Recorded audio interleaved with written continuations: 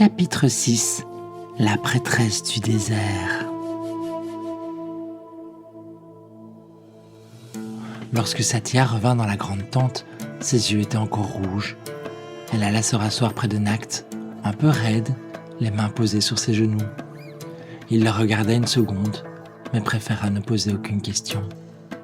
Henout, elle, l'observa avec un regard étrange, puis lui dit « Ça a l'air d'aller mieux, petite !» Satya releva les yeux vers elle. Son visage resta fermé, mais elle acquiesça d'un bref mouvement de tête, puis se mura à nouveau dans le silence.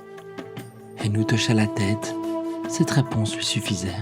« Bien, demain, nous reprendrons la route vers l'oasis du Fayoum. Nous y passerons l'hiver, et après cette attaque, nous manquons cruellement de bras.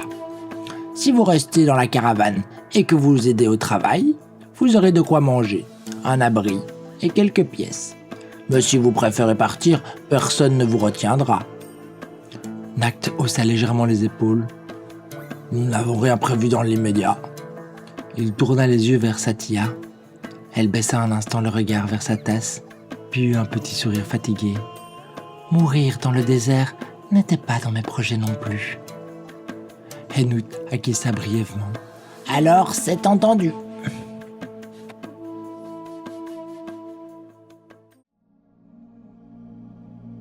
On attribua à Satya une petite tente, libre depuis la mort d'un des gardes de la caravane.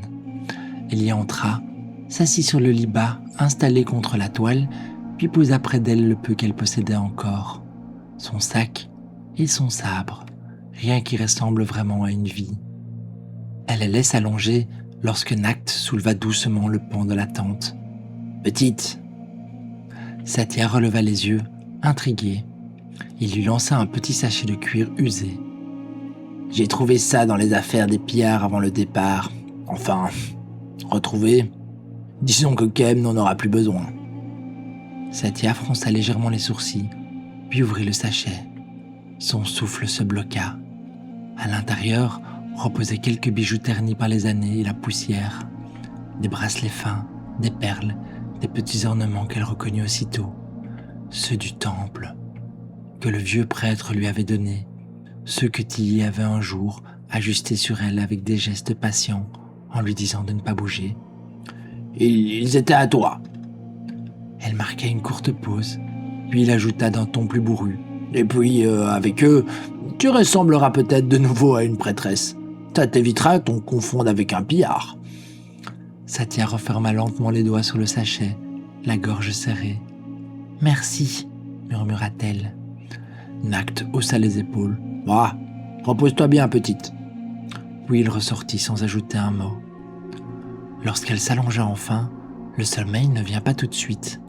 Elle repensa au coup de bâton d'Henout, surtout à la vitesse avec laquelle il était parti. Satya n'avait même pas eu le temps de réagir.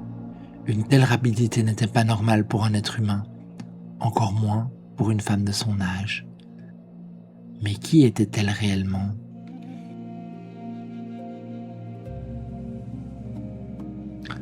La caravane s'installa pour l'hiver aux abords de Sedet, dans cette grande oasis que les hommes appelaient aussi le pays du lac. Satya participait aux tâches sans se plaindre, aidant auprès des blessés, portant de l'eau, surveillant les bêtes lorsque c'était nécessaire. Une semaine après l'attaque des pillards, la caravane atteignit enfin l'oasis. La journée avait été éprouvante et le campement avait demandé de longues heures avant d'être entièrement installé. Lorsque le soleil commença à disparaître derrière les dunes, Satya ne désirait plus qu'un peu de tranquillité. Sans rien dire à personne, elle s'éloigna des tentes et marcha jusqu'à trouver une petite plage tranquille, à l'écart, là où l'eau de l'oasis reflétait encore les dernières lueurs du soleil. Un fil rouge passa devant elle. Cela faisait si longtemps qu'elle n'en avait pas vu. Elle tendit lentement les doigts. Le fil vint à sa rencontre et s'enroula doucement autour de sa main, sans s'imposer.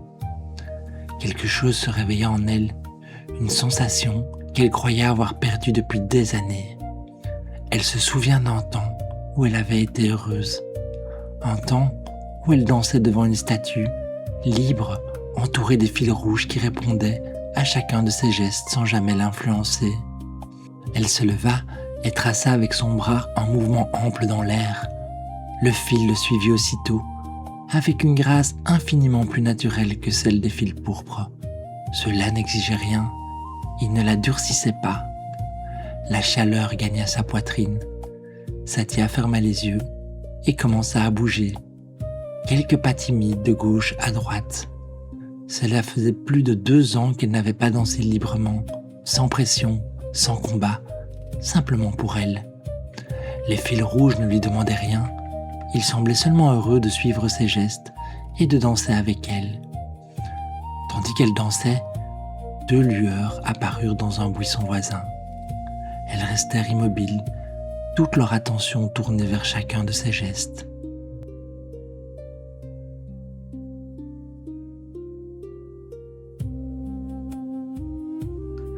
Satya prit l'habitude de revenir chaque soir au bord de l'eau.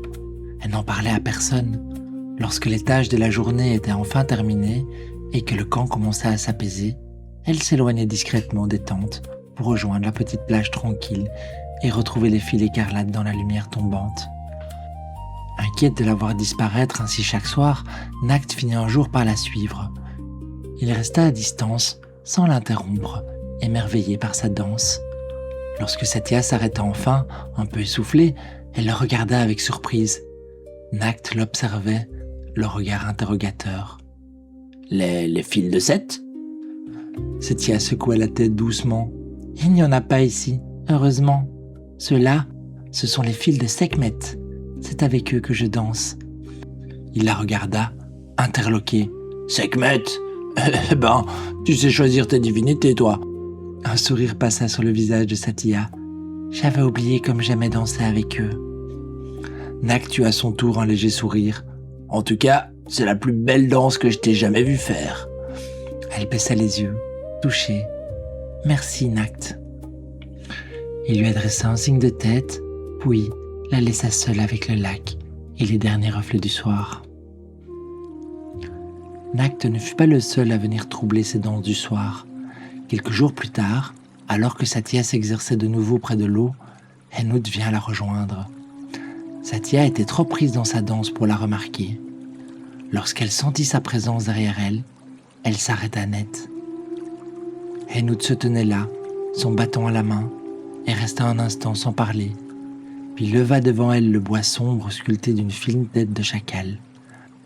Des dizaines de fils ocre jaillirent de son bâton, glissant entre les pierres et effleurant l'eau avant de se rassembler devant Henout.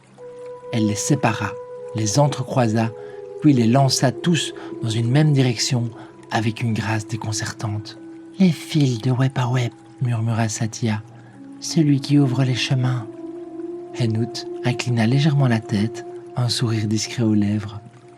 Elle voyait donc les fils et les maniait d'une manière qu'elle n'aurait jamais cru possible. Soudain, la rapidité du coup reçu sous la tente lui parut beaucoup moins inexplicable. Henout baissa son bâton.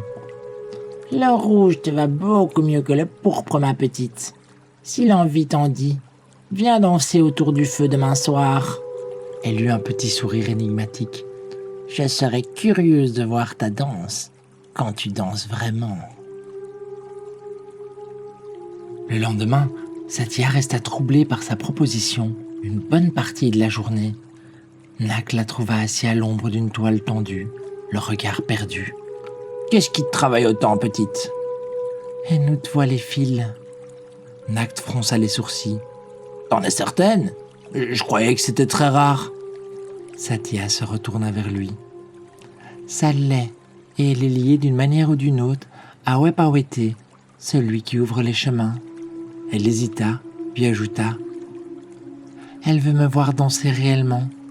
Qu'est-ce que je vais bien pouvoir lui montrer ?» Nact réfléchit un instant.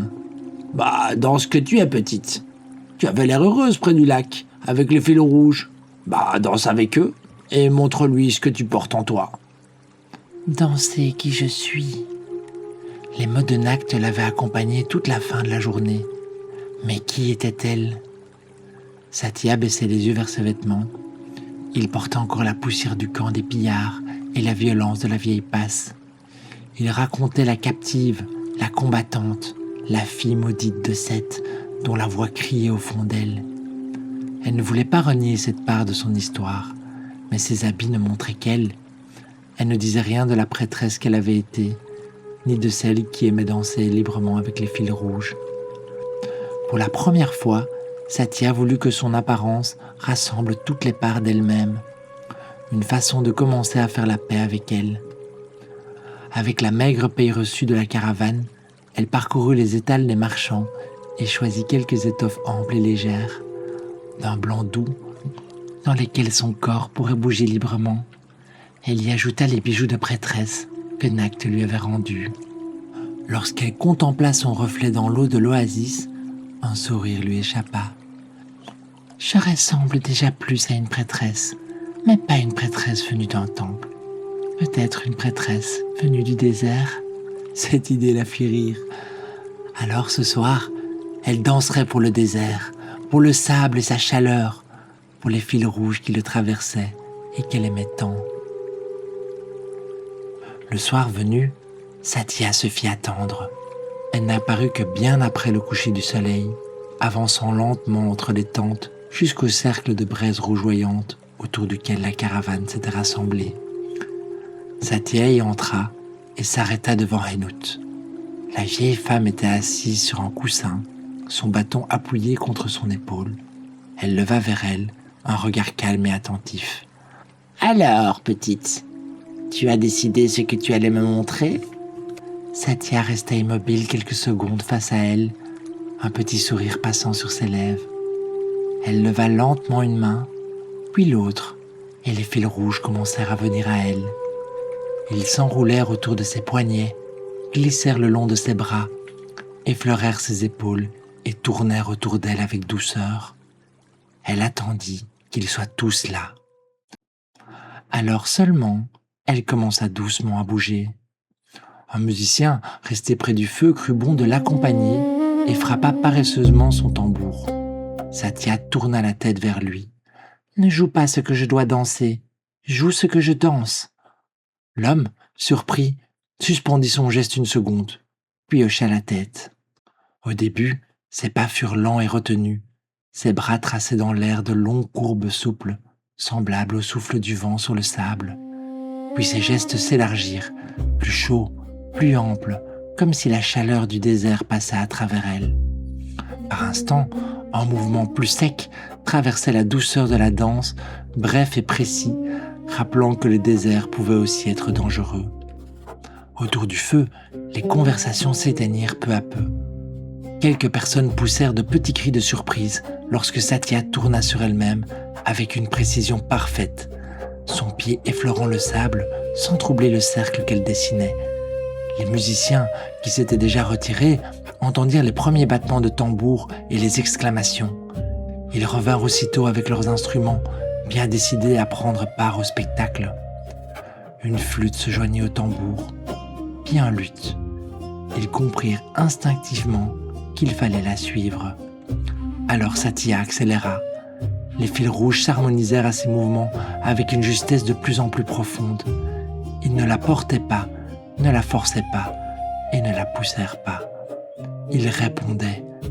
Ses gestes devinrent plus rapides, plus nets, presque impossibles, et pourtant rien ne semblait forcé. Chaque pas tombait exactement là où il devait tomber, juste et parfait. Le feu commença à rougeoyer plus fort. Un souffle de vent se leva autour du cercle, d'abord léger, puis plus visible. Le sable frémit à ses pieds. Les flammes se penchèrent vers elle, puis se redressèrent, comme si elle suivait elle aussi la courbe de ses bras. Satya tournait autour du feu. Le sable se soulevait sous ses pas et tournoyait avec elle, comme si le désert tout entier écoutait sa danse. L'atmosphère bascula. Le spectacle prit une intensité irréelle. Les enfants cessèrent de bouger, tandis que le public et les musiciens restèrent saisis, comme projetés au cœur d'une tempête de sable dont ils ressentaient la fureur au plus profond d'eux-mêmes. Puis la danse ralentit. Le tambour s'éteignit le premier. La flûte resta encore un instant, léger comme un souffle du soir, avant de disparaître à son tour. Le luth accompagna ses derniers pas de quelques notes longues, étirées, qui semblaient rappeler le rouge d'un soleil se couchant sur le sable. Satia revint lentement devant Henout. Elle s'arrêta dans la même position qu'au début, une main levée, le corps parfaitement immobile, le souffle court, mais maîtrisé. Puis, elle abaissa ses bras et s'inclina avec délicatesse devant la vieille femme. « C'était ma danse du désert. » Le silence dura encore quelques secondes avant de se briser. Les applaudissements éclatèrent autour du feu, d'abord hésitants, puis plus forts, mêlés aux exclamations et aux murmures stupéfaits. Satia resta droite devant Henout, les joues légèrement colorées par l'effort et par la chaleur des flammes. Henout hocha la tête avec un léger sourire, puis retrouva son sérieux et planta son bâton dans le sable. « Bien, demain, nous reprendrons tout cela par le commencement. Et je te préviens, petite, ce sera moins agréable que ce soir. »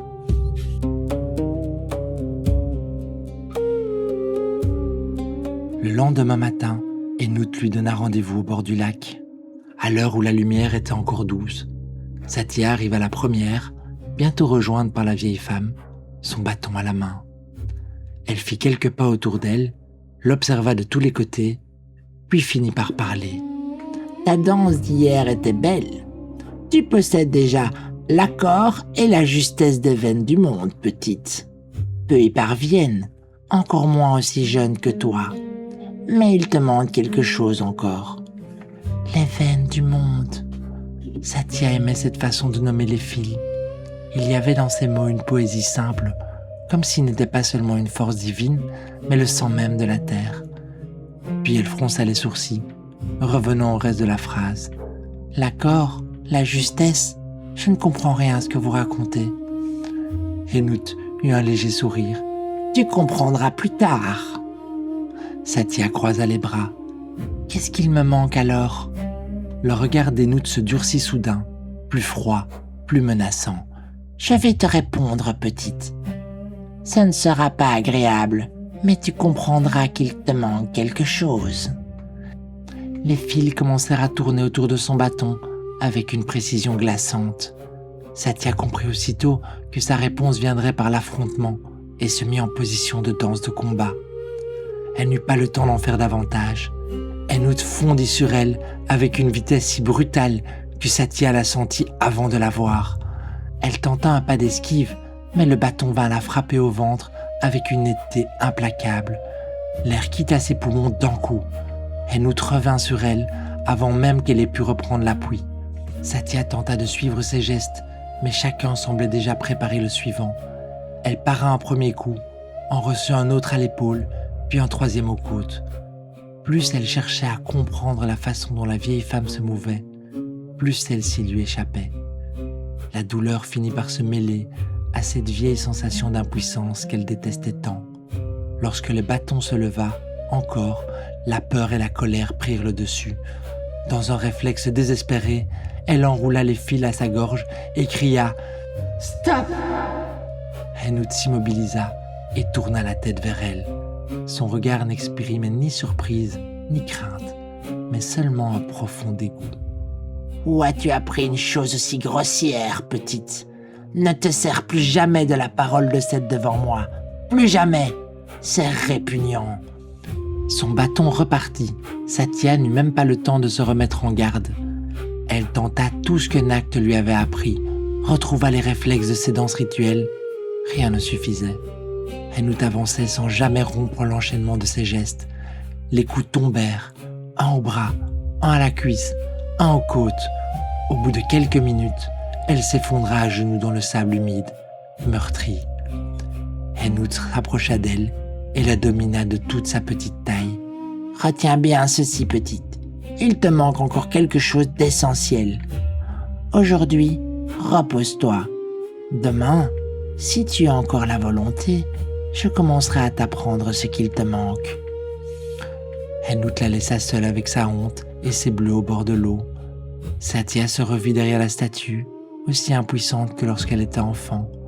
Ce souvenir lui fit plus mal encore que les coups reçus. Elle ignorait ce qui lui manquait, mais elle était désormais déterminée à l'apprendre. Le lendemain matin, Satya se rendit de nouveau au bord du lac à l'heure convenue.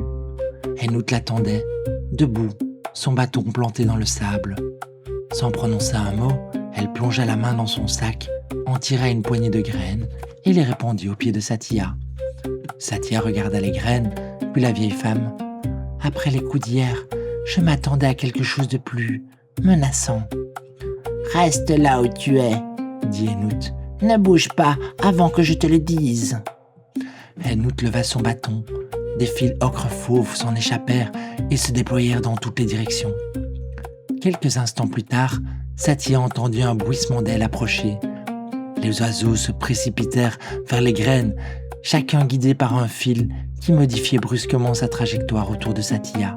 « Ne les attaque pas !» cria Henout. « Contente-toi de les éviter !» Il piquait vers le sol, remontait d'un coup, passait tout près de son visage et revenait sur ses bras, ses épaules et ses jambes. Chaque passage laissait une griffure, un coup d'aile, une douleur brève et vive. Les premières secondes furent chaotiques. Satya recula, tenta de reprendre les pas de sa danse et leva les bras pour protéger son visage. Mais les oiseaux arrivaient de partout. Leur trajectoire changeait sans prévenir et elle recevait des coups d'aile, de bec et de griffes à chaque fois qu'elle croyait enfin avoir compris leur mouvement. « Les éviter, elle est marrante, il y en a beaucoup trop. » Satya essaya d'anticiper, mais chaque esquive la plaçait aussitôt sur la trajectoire d'un autre oiseau. L'entraînement dura plusieurs heures. Chaque fois que Satya recevait un coup de bec ou manquait de tomber, Henout laissait échapper un petit rire qui lui paraissait de plus en plus sadique. Lorsque Satya finit par s'effondrer dans le sable, griffée de partout et les bras douloureux, la vieille femme abaissa enfin son bâton. « Demain, même endroit, même heure. » Ce n'était pas une question. Cette nuit-là, Satya dormit peu. Elle revit chaque attaque, chaque trajectoire, cherchant à comprendre pourquoi les oiseaux parvenaient toujours à la surprendre. Henout avait affirmé qu'il manquait quelque chose à son accord avec les fils. La réponse devait donc se trouver en eux, non dans la simple observation des oiseaux. Peut-être que les fils ne servaient pas seulement à rendre ses gestes plus précis. Peut-être pouvaient-ils aussi lui révéler ce qui allait suivre. Le lendemain, dès le début de l'exercice, elle s'accorda pleinement au fil rouge et tenta de les écouter autrement. Le premier oiseau fondit sur elle, mais une légère tension dans le flux précéda son passage. Satya l'esquiva et perçut déjà la perturbation laissée par le deuxième, puis par le troisième. Elle commença enfin à comprendre. Le quatrième lui griffa le bras. « Évidemment, j'avais oublié le quatrième. » Elle recevait encore des coups, mais quelque chose changeait. À travers les fils, Satya commença à percevoir un flux étrange, comme une musique invisible annonçant la suite des mouvements. Elle cessa peu à peu de vouloir tout contrôler et se laissa porter par cette sensation. Ses esquives devinrent plus fluides et, au bout de 5 jours, les oiseaux ne parvenaient presque plus à l'atteindre. Elle dansait au milieu d'eux, les yeux presque fermés, attentive à cette musique qu'elle ne savait pas encore nommer. Nact, atterré par le vacarme des oiseaux, finit par venir voir. Il resta un moment à l'observer, les bras croisés, puis s'approcha d'Henout. « Elle est douée, hein ?» À ce moment, 3 oiseaux fondirent sur Satya en même temps, chacun depuis un angle différent. Elle attendit jusqu'au dernier instant, effectua une rotation parfaite d'une précision irréelle, et son corps passa entre les 3 attaques, comme si elle avait trouvé l'unique espace possible. « Incroyablement, » murmura Henout, « un véritable prodige. » Nact eut un petit rire. « Méfiez-vous, quand j'ai commencé à l'entraîner, elle n'avait jamais tenu une arme. 1 mois plus tard, je devais me défendre sérieusement contre ses attaques. » Henout eut un petit rire complice, puis reporta son attention sur Satya. « Bien, petite, je pense que tu es prête pour la suite. »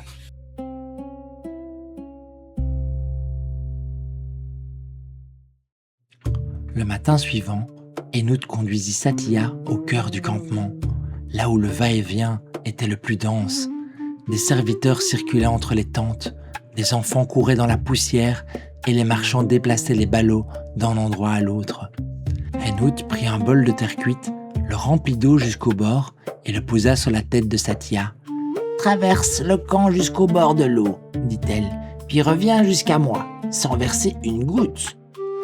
Satya leva légèrement les yeux vers le bol, sans bouger la tête. C'est tout. Enout eut un sourire tranquille. C'est tout. Satya aborda l'exercice avec confiance. Accordée au fil rouge, elle possédait un équilibre presque infaillible, et les premiers pas lui parurent simples, trop simples. Puis un homme passa près d'elle, une caisse posée sur l'épaule. Elle ne le vit qu'au dernier instant et l'évita de justesse. L'eau trembla dans le bol. Un enfant surgit devant elle. Un chamelier traversa avec sa bête sans ralentir. Une femme recula brusquement avec un panier dans les bras. Personne ne l'évitait. Satya jeta un regard interloqué à Enout. La vieille femme souriait. Bien sûr, cette vieille pique les avait tous mis dans le coup. Satya continua. Elle renversa de l'eau une première fois, puis fit tomber le bol et le brisa. Chaque bol perdu sera déduit de ta paye, petite. Satya lui lança un regard noir et recommença. Elle cassa 4 bols au cours de ses premières tentatives. Le 5e survécut, mais seulement parce qu'elle resta crispée tout le long du parcours, au point d'avoir mal à la nuque lorsqu'elle revint auprès d'Enout. Ce n'était pas la bonne façon, elle le savait. Au fil des heures, Satya cessa de lutter et chercha dans les fils le flux qu'elle avait perçu parmi les oiseaux. Peu à peu, cette musique invisible revint dans les mouvements du camp, lui révélant tout ce qui bougeait autour d'elle avant même de croiser sa route. Elle se laissa porter par ce courant. Ses déplacements devinrent plus calmes, plus fluides, et à la fin de la journée, épuisée et couverte de sueur, elle traversa enfin tout le camp avant de revenir auprès d'Enout sans renverser une seule goutte. Enout l'observa en silence. « Tu commences à comprendre. » Elle désigna 2 autres bols posés près d'elle. « À partir de demain, tu feras la même chose chaque matin, pendant 1 heure avant de venir me voir. Un bol sur la tête et 2 autres sur les bras. » Satya la fixa, encore haletante. « Tous les jours ?» Le sourire d'Enout revint. « Tous les jours. Le monde ne ralentira pas pour toi, petite. Alors apprends à marcher avec lui. »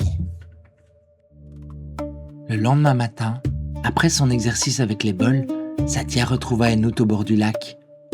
Nact était là lui aussi, visiblement sans comprendre pourquoi on l'avait fait venir. Enout arriva avec un arc et des flèches sans pointe. En les voyant, Satya sentit aussitôt que la matinée allait lui déplaire. La vieille femme lui indiqua de se placer devant un petit tapis rocheux, fit reculer Nact d'une 10aine de pas et lui tendit l'arc ainsi qu'un carquois. « Tire sur Satya. » Nact la regarda, horrifié. « Pardon ?» Enout eut un petit rire. « Les flèches n'ont pas de pointe. Tu ne la tueras pas. Mais s'il échoue, elle le sentira passer. Alors tire. » Satya regarda l'arc, puis Nact, puis Enout. « Vous êtes sérieuse? La prochaine fois, ce sera quoi? Affronter Sobek lui-même? » « Ne tente pas le destin, petite. » répondit Enout sans rire. Satya se plaça, les jambes souples, le regard fixé sur Nact. Il la dévisageait encore avec hésitation, incapable de se résoudre à tirer sur son ami, même avec des flèches en pointe. « Vas-y, Nact, j'esquiverai. » Il serra la mâchoire, arma son arc et décocha la première flèche. Satya l'évita de justesse. La 2e passa près de son épaule. La 3e la frappa à la jambe. Et Satya laissa échapper un cri. Enout eut ce petit rire sec et sadique qui lui venait si facilement lorsqu'elle l'entraînait. « Continue, Nact, plus vite !» Les flèches s'enchaînèrent. Satya recula, pivota, sauta de côté et se baissa. Mais elle comprit vite que la rapidité ne suffirait pas. À travers les fils, elle retrouva le flux étrange perçu pendant les autres exercices. Cette fois, il semblait s'accorder à la cadence de Nact, sa manière de lever le bras, de tendre la corde, de respirer, puis de tirer. Chaque geste annonçait déjà le suivant. Pour parvenir à les éviter, elle devait apprendre à mieux comprendre ce flux, à l'assimiler. Au bout de quelques jours, Satya parvenait à esquiver toutes les flèches. La cadence de Nact faisait naître dans les fils une succession régulière de tensions, comme une musique invisible. À force de s'y accorder, elle sentait non seulement l'instant où le trait partirait, mais aussi l'endroit qu'il allait traverser. La flèche ne la surprenait plus. Elle faisait désormais partie d'un ensemble qu'elle apprenait enfin à entendre. Lorsque Nact comprit qu'il ne parviendrait plus à la toucher, Henout frappa le sol de son bâton. « Ça suffit, reposez-vous, nous verrons demain. » Satia se tourna vers elle. « Nous verrons quoi ?» Henout lui adressa un léger sourire de défi. « Ce qu'il en est lorsque tout arrive en même temps. »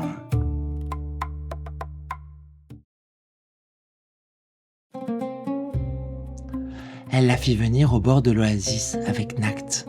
Elle prit un bol plein, le posa sur la tête de Satia, sortit une poignée de graines de son sac et les jeta à ses pieds. « Tu peux tirer, Nact. » Elle tourna son regard vers Satia. « Toi, petite, évite, lis et ne renverse rien. » Satia regarda le bol sur sa tête, les graines au sol et Nact qui armait déjà son arc et lui un bref sourire entre excitation et incrédulité. « Tout en même temps ?»« Tout en même temps, » confirma Henout. À peine eut-elle fini sa phrase qu'une nuée d'oiseaux fondit vers elle. Dans le même instant, Nact décrocha sa première flèche. Satia évita le premier oiseau de justesse, pivota pour esquiver le trait, fit un pas trop large. Le bol glissa de sa tête et alla se briser au sol, et une autre flèche la frappa au bras. Henout eut un petit rire. « On arrêtera quand tu sauras tout éviter. » Les premiers jours furent un désastre. Satia cassa plusieurs bols par séance, encaissait des flèches et des coups d'aile, puis rentrait au camp couverte de bleu et de griffures. Dans les exercices précédents, elle avait fini par accorder sa danse au flux des fils. Mais ici, tant de mouvements s'y mêlaient que celui-ci changeait sans cesse, trop vite pour qu'elle parvienne à le suivre. Lorsqu'elle se concentrait sur les oiseaux, elle oubliait le bol. Quand elle anticipait les flèches de Nact, une aile la frappait par derrière. Alors, instinctivement, elle tentait de forcer les fils à suivre sa propre danse. Mais l'accord se brisait aussitôt, la laissant exposée de toutes parts. « Tu veux que les veines du monde s'accordent à toi ?» dit Henout un soir en la regardant ramasser les morceaux d'un bol. « Ce n'est pas ainsi que cela fonctionne. C'est à ta danse de trouver sa place parmi eux. » Satia serra les dents et ne répondit pas. Quelques jours plus tard, après une séance particulièrement mauvaise, elle s'assit dans le sable et refusa de bouger. Nact vient prendre place près d'elle sans rien dire. Ils restèrent un moment côte à côte, les yeux tournés vers l'eau. « C'est possible, » dit-il enfin. « Je t'ai vu y parvenir pendant quelques secondes tout à l'heure.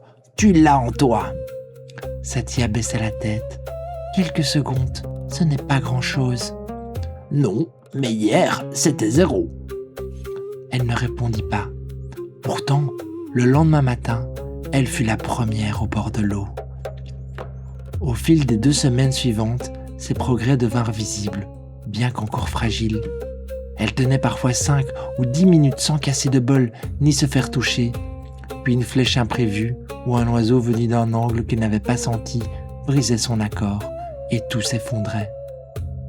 Ces moments-là étaient les plus difficiles. Elle devait retrouver le flux, reconstruire son équilibre et accorder de nouveau sa danse au fil, alors que la fatigue alourdissait déjà chacun de ses muscles. Après 1 mois, l'accord commença enfin à tenir. Satia ne séparait plus les oiseaux, les flèches, les bols et son propre souffle. Elle les percevait comme les différentes notes d'une même musique, à laquelle sa danse devait s'harmoniser. Un matin, Henout ne répondit aucune graine. Elle observa simplement Satia, puis fondit sur elle sans prévenir. Pourtant, avant même que le bâton ne parte, Satia sentit son mouvement se former dans les fils. Elle esquiva le premier coup, puis le deuxième. À chaque attaque, elle percevait le flux d'Henout et y accordait sa danse. Après plusieurs échanges, la vieille femme ne l'avait toujours pas touchée. Henout s'arrêta.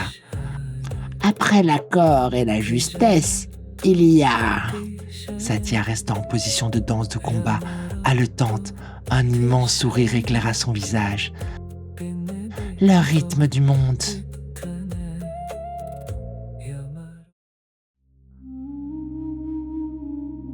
Ce soir-là, Henout fit appeler Satia dans sa tente, son bâton posé sur ses genoux. Elle lui désigna une place devant elle Ton apprentissage touche à sa fin, petite. Dis-moi ce que sont l'accord, la justesse et le rythme. » Satya réfléchit un instant.